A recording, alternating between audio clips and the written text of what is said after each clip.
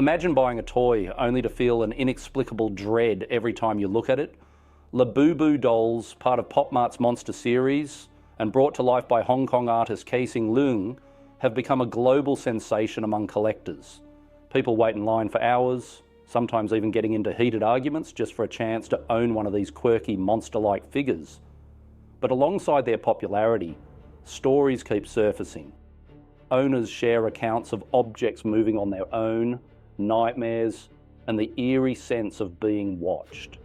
Is this just a psychological quirk, or something darker slipping into our homes? As more people question what lies beneath Labubu's cute exterior, the line between harmless collectible and something more unsettling begins to blur. What happens when a collectible crosses the line from charming to unnerving? Laboubu Dolls, designed by Hong Kong artist Kaising Leung as part of the Monsters series, were intended to be playful and quirky. Their wide eyes, sharp teeth, and mischievous expressions drew collectors in, blending the eerie with the adorable. Yet, as their popularity soared, so did reports of troubling experiences.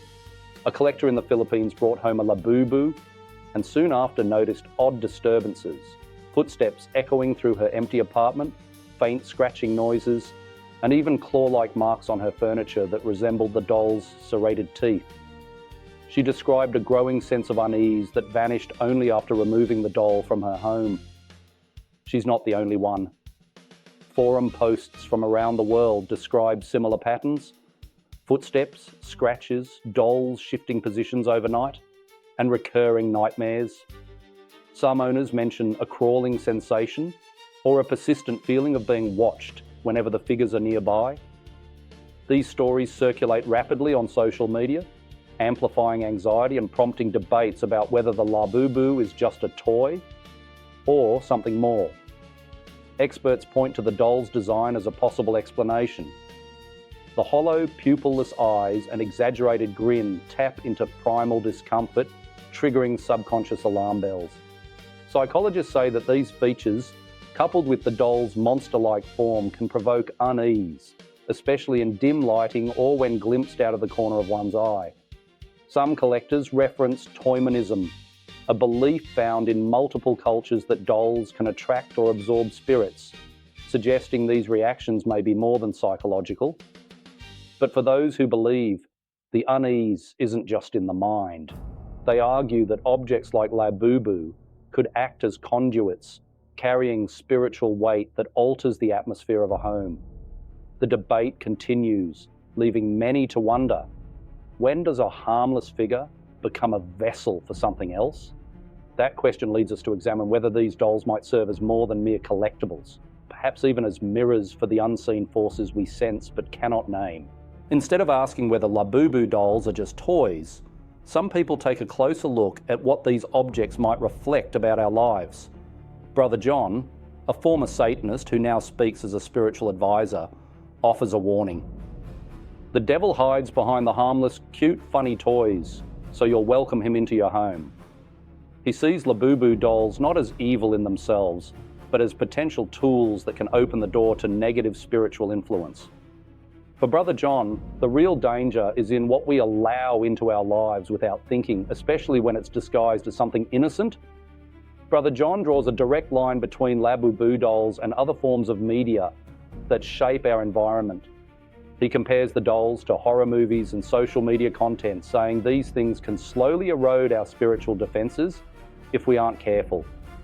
He points out how people spend hours on social media, often unaware of the subtle ways it can distract and affect them.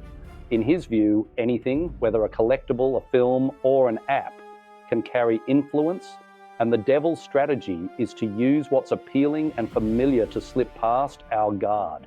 He even suggests that artists and celebrities, knowingly or not, may be promoting items that bring negativity into people's homes. This perspective isn't just theoretical for some collectors. Stories circulate of people taking real-world precautions.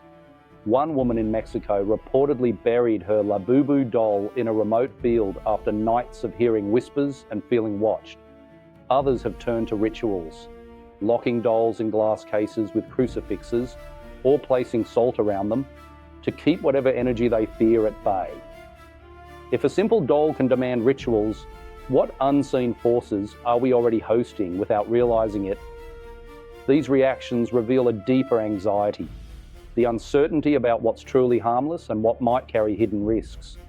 In a world where trends move quickly and boundaries blur, it's easy to overlook the potential impact of what we bring into our homes. The conversation isn't just about toys. It's about navigating fear, belief, and the unseen influences that shape our everyday lives. Laboubu dolls, once marketed as harmless collectibles, now sit at the center of debates about spiritual safety and unseen influences. Some dismiss the unsettling stories as pure imagination, while others take real precautions, blessing their dolls, creating protective charms, or even removing them from their homes. As Brother John reminds us, protect your mind, eyes, and ears, not just from dolls, but from any trend or media that quietly seeps into our lives. If you've experienced anything unusual with collectibles, share in the comments below so we can discuss these unseen influences together. Laboubu dolls test our guard. So ask yourself, what are you inviting in when you look the other way?